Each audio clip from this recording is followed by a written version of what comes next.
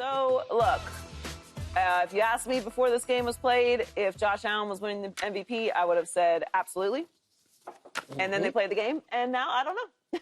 You don't know? I don't know. I don't know. I don't know. When do they have to turn in the ballot? Is it at the end of the year? Or is So they don't announce it until the NFL honors. No, I know that, yeah. but when do they turn it in? They turn it in at the end of the year because it's a regular season award. So they don't have to like. I don't know what the Heisman, deadline is for voters. The deadline, better yet. I wonder when that is, because the thing about it is when you look at it, I'm with you though, Joy.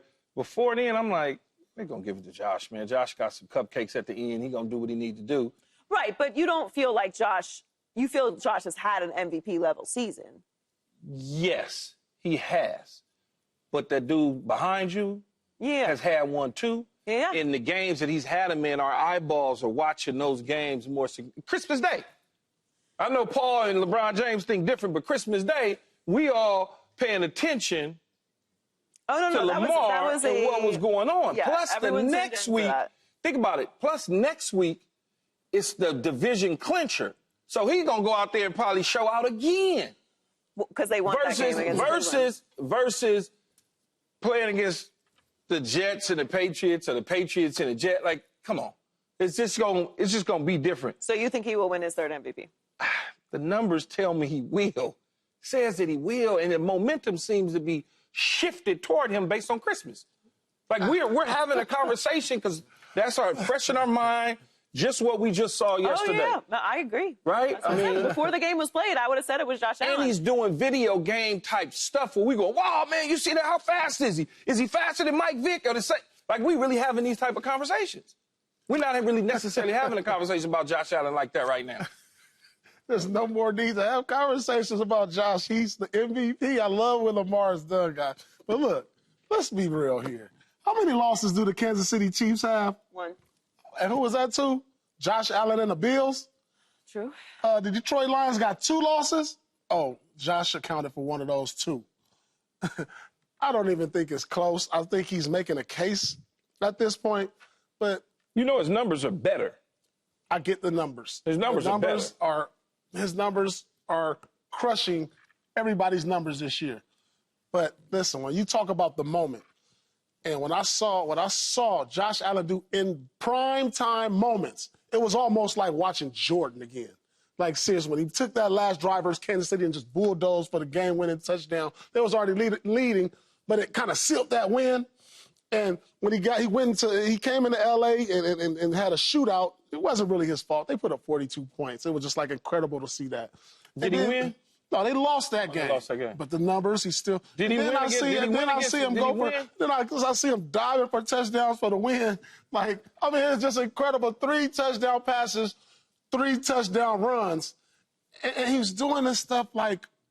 Undoubtedly, he is the unquestioned best player on his team, and for them to win, he has to be at his best. Now, on the flip side, Lamar has Henry to lean on. Let's not forget that we didn't see Henry go off for 200 yards. We didn't see Lamar not even be the best player that day, and they won still. You can't say the same about Josh Allen-led team in Buffalo. To answer your question, the votes have to be in. There's no hard deadline. They just have to be in after the season and before the playoffs. Oh, yes, for sure going to Lamar, yeah.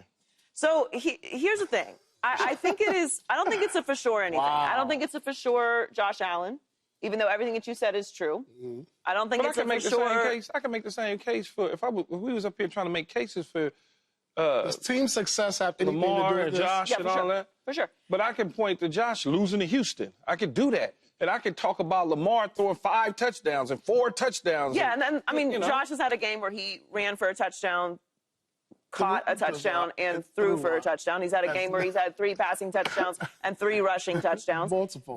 The Bills were not a team that we expected to even be good this year, not even expected from some people to win the division, and they won the division in Week 13. I also can't account, I don't want to hear anything about the AFC East being weak. Well, then Tom Brady never should have won an MVP. Are we going to do that? Because the AFC East I was really about to say the AFC forever. East is weak this year.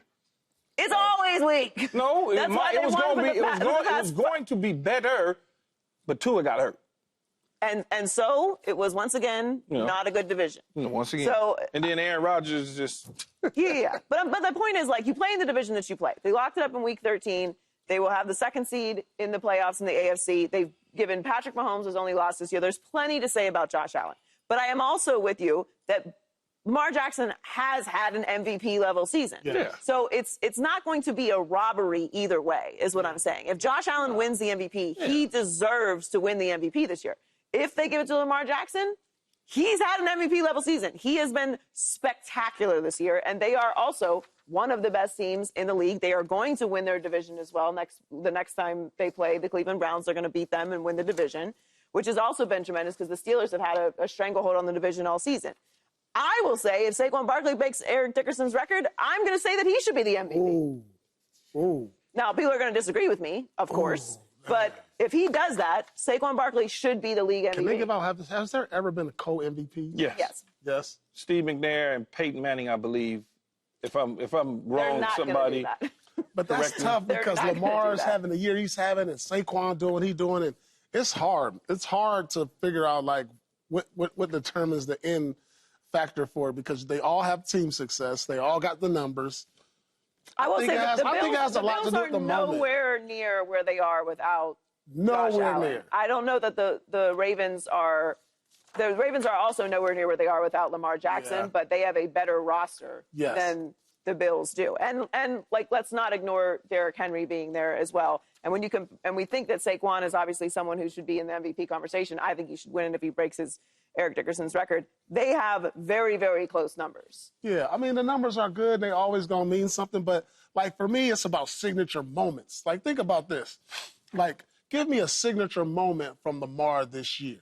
Like, you want me to give you one? Yesterday. He just beat a team called the Pittsburgh Steelers that had his number. So that's a signature moment. So that's his signature moment of the year. I think his last 2 weeks have drawn him extremely close to Josh Allen. That's why I said before this game, I would have still said, even after that Steelers win, that Josh Allen was in pole position to win the MVP. But the last 2 weeks, Lamar has stepped right up to the plate and said, I will also be considered for the MVP. Does Lamar have any games this year that trumps what we've seen from Josh throwing, catching, and they don't throw the ball to Lamar. They don't throw it to him. You can trick him. Does any of the performances that he's had this year trump the performance this guy did versus Josh Allen, what he did to Kansas City? I mean, he did pass Michael Vick. Yeah, I mean, those numbers, that's a longevity award. Because he's runs and he's been in the league. But when we're talking about longevity, he only been in the league 7 years. Yeah, but I'm saying, like, signature. We could talk about 4 or 5 different games Josh was, like, incredible. Like, yeah, Lamar's incredible. Man, like I said, he got somebody he can lean on. Hold on, man, you get ready. Somebody bring me the schedule, man. I need to see the schedule. I don't have to see the schedule. I need to see the schedule. These games that Josh is putting on, these stick out in my mind when he goes into Detroit. When he goes into Detroit and puts up 50 points. Yeah, on a broken down defense. I don't care what it is. No, I'm saying you want me to give you some excuses. Saw that. I mean, we can't do that because then Houston is a mess right now. Like, we can't. No, I'm just saying if you want me to give you some excuses, I can. But we can't. We can do that. We can do that with every single matchup. Yeah, but especially right now. I mean, he beat the Steelers with CJ Watt being banged up and without George Pickens. Yeah. I love you to death, Paul.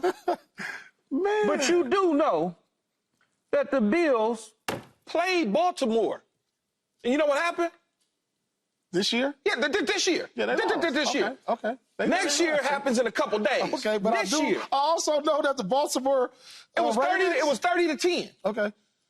And I do know that 35-10. I'm looking at 35-10. So I'm looking at the playoff picture in the AFC and the NFC, and I noticed that Baltimore got 2 losses, and it sticks out my head out of these 5 losses that they lost to the Raiders, and they lost to the Cleveland Browns. Yes, so that don't count for that ain't no Cleveland minus points for that. First of all, Cleveland is a division rival. Man, I don't care who it is. And you have letdowns against the Raiders. That happens. Teams do have letdowns, but head to head, it was 35-10 though. But can't we just both agree I think I need you to come closer then. Who? I'm close. No. I think we can agree that this is splitting hairs. Like, we are. Well, yeah. Whoever wins this award, because there seems to be this, like, groundswell that somehow Josh Allen has not had the season that Lamar Jackson has had, and that is inaccurate. They have a better overall record. Again, they locked up the division weeks ago. He has had multiple games where he has been absolutely unbelievable, and we know that he is, without a doubt, there's a large gap between him and the next best player on his team. Like, everything goes the way that it goes through him, and he is playing the best ball of his career as well, and he's somebody that we've considered to be an elite player for a long time. He's doing a tremendous job. There's no question about it. He's had an MVP season. Absolutely. But so has Lamar Jackson. And when you look, as I said when we first started this conversation, I said, and I watched him on Christmas against that team yesterday, Texans. I watched him. Fool's gold? Who? Fake money? Who? Pittsburgh. No, Pittsburgh was Kansas City. Yeah. I'm talking about the Texans. I watched them destroy the Texans. Oh, okay. I watched him pick them up and put them down and stop on the dime and give them no change and start right back up. Unbelievable. He just is something about the wild it factor. It takes nothing away from what Josh has done in the AFC East. There's nothing wrong with that. Arizona, yes, he finally got, as he always does in a regular season, beat the Kansas City Chiefs. If he wins the MVP, it's nothing wrong with it. But let's not act like he's so far out in front. No, I don't think he is anymore. No more. And he's going to actually have to play for something. Lamar's going to have to play for something on Sunday. I think he's pretty far in front. Josh Allen. Josh Allen. You want to put something on that? I think it's like I'm Josh, running this way, and you're Lamar in a sprint. That's a good distance in a sprint. Yeah, I don't think Lamar will be behind Josh in the sprint. Yeah, the sprint. In the real sprint. Yeah, the real sprint. I don't think that's going to happen. No, honestly, I think it's exciting. The MVP conversation for the last couple of years has not been really that close. Yeah. We've known who was going to be weeks out before the end of the season. Well, the fact that it's going to come down to the last week and that we've gotten this level of play out of both Josh Allen and Lamar Jackson. And again, I think it's worth mentioning that Patrick Mahomes has already locked up the #1 seed in the AFC, and they get to rest for the next couple weeks. I know the numbers are not looking like Lamar's or Josh Allen's, but I think it should be mentioned. And also, again, if Saquon Barkley breaks Eric Dickerson's record, I'm going to say he should be the MVP. Wow. A record that's stood since 1986? Yeah, I'm just trying to think, but it's 17 games. Then let's just not mention records anymore then. Don't get mad at me. I'm just telling you what the people are going to say. I know what they're going to say. We don't need to bring up records anymore then. That's fine. No records count. I'm good. No records count.